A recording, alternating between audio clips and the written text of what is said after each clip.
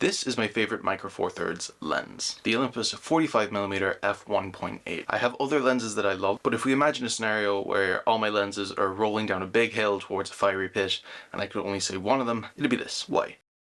So this lens was released over a decade ago. It's 45mm f1.8. It gives us the equivalent frame of view as if we're shooting at 90mm on full frame. We can open up all the way to f1.8, meaning we can shoot in low light without many issues, and if we really want, we can separate our subject from the background. I'll get more into that later. And at 116 grams, it weighs less than a banana. The lightweight of this lens is primarily due to its plastic construction, but you'd be forgiven for thinking that it's made of metal instead, particularly in this lovely silver colour. I'm not against plastic lens, and the lens mount itself is metal if that's something you are concerned about. Back in the day, it was released in two colours. We have this beautiful silver colour and then just a black one. I've primarily seen them only in silver. In reviews and that sort of thing, bar one or two where people seem to have copied the black one. So I'm imagining the silver was the most popular colour. So yeah, you'd be forgiven for thinking it is made of metal, particularly in the silver colour. What I think they've actually done is it's like a technique where you coat plastic in a very, very thin layer of metal. I think the technique's called vacuum metallization. It's what they use on C-3PO and all the old Star Wars movies, because particularly on this bit of the lens here where we have this blue ring, that feels very metal. My only real complaint with this lens is it's not weather sealed, which is a shame, but when you consider the use case for this lens is primarily going to be portraits, which are probably going to be taken indoors, in like studio conditions, that's not really a big concern. It's just something that I was I quite like my gear to be weather sealed because I live in Ireland and it rains here like every day. Originally, when I saw this lens, I wasn't a big fan of how it kind of funnels down from the lens mount to the actual body of the lens itself, and I think that's more apparent on a black body. So this is my Lumix G9. I don't know, it looks a bit weird on this. That's probably just because it's a silver lens on a black body. I have a silver 45 to 150mm, and that doesn't look that weird. I think it is like the combination of the colour with it funneling down. Where the design of this lens really shines is when I put it on my EM5 Mark II. It's just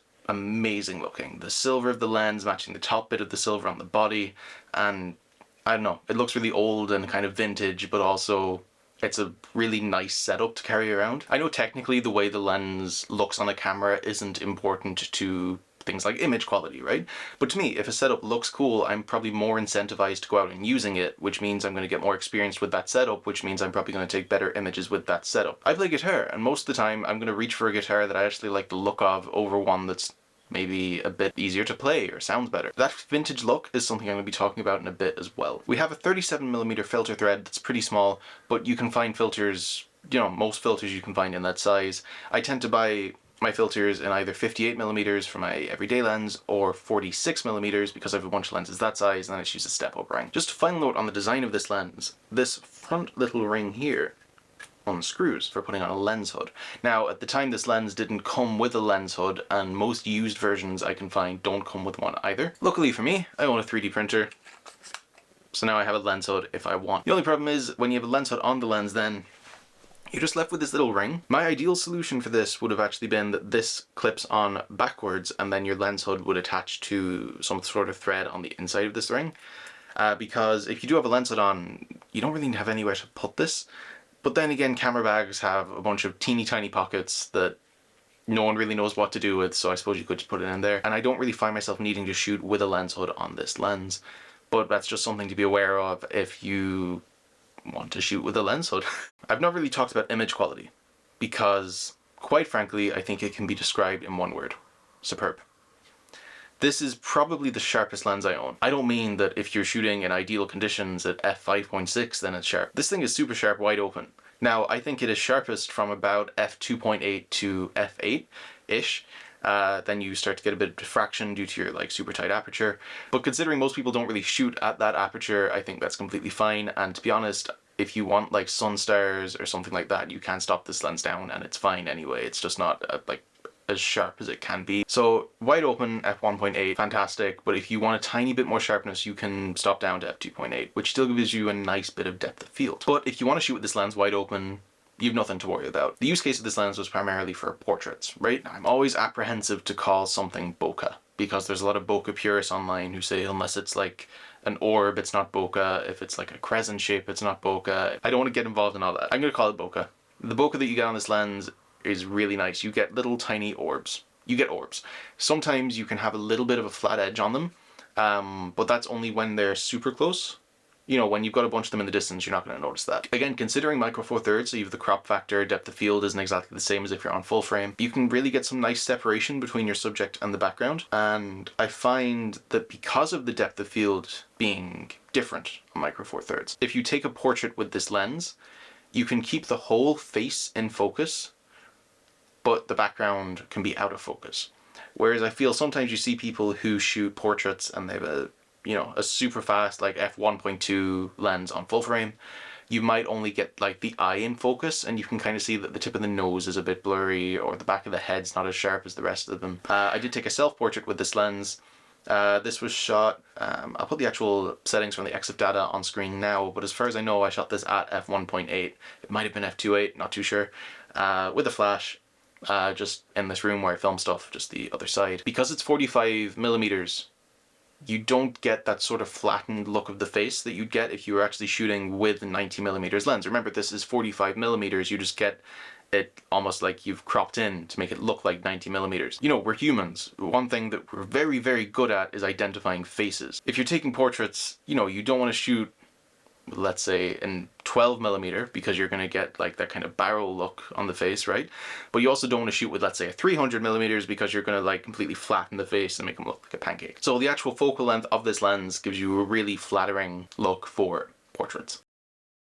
The autofocus motor on the 45mm is incredibly quiet. Simply put, you're going to have to put that lens directly up to your ear when focusing to hear that it makes any noise, because it's barely audible. I shot a gig with the 45mm and my EM5 Mark II, and it worked fine for video. I mean, it was kind of far away, and like, you know, it was easy enough for the lens to work in, but it did a fantastic job. And any times I've done pieces to camera with that lens, I've been in focus. But yeah, the autofocus is super snappy and it's dead quiet. So if you're shooting movies, it's not a problem.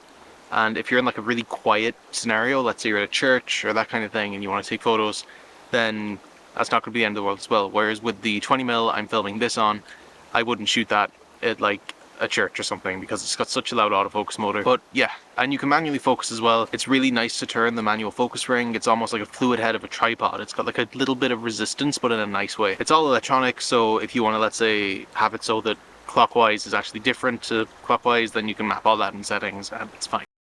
But who is the lens for? The obvious answer here is portraits. When this lens was released, it was like touted as like the best portrait lens for micro four thirds, and like finally micro four thirds gets a good portrait lens, right? And I think it still holds up, but I have a point to make. I think that lens paired with a tiny little body, so like your GX7, GX8, GX9, any of the EM5s, the OM5, any of the small micro four thirds bodies, when you pair that lens with a small body like that, you get a really nice small setup that's not imposing. So if you're taking pictures with a model, let's say, that's a bit nervous, or you want to get more candid, sort of authentic poses, I think that's ideal. You know, would a super fast full frame lens do the job as well? Sure. Would it probably be technically better? Yeah.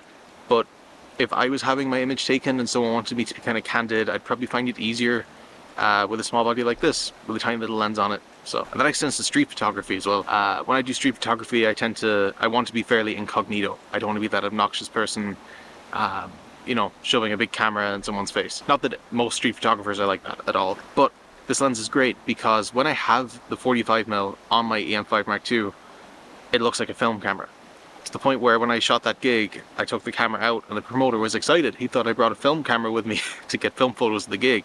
And he's a photographer himself, and I was like, no, that's it's a mirrorless system. And I think particularly if you've got a beard and glasses, people will think you're just using a film camera to take pictures in public, and they'll be like, oh, okay, he's just taking film photos. Whereas because of the reach of this lens, like 90mm equivalent, that's quite long. And you can really capture subjects as if you were up close to them. So it's close to 50mm really, right? You get that natural sort of compression that 50mm gives you, but with the extra reach of being able to go to 90mm. And it's just a very nice combination for street photography. I used the lens as a walkabout lens for a bit while I was testing it out, and I fell in love with it. I even took some bird shots with this lens. I was just out on a walk, and there was a bird, and I was like, oh, I'll get some pictures. And he was actually a tame enough bird, so I could get kind of close to him. And I put the pictures up on Instagram, and someone said, why are you using 45mm for bird photography? I was like, here's the nice thing. I wasn't out for bird photography.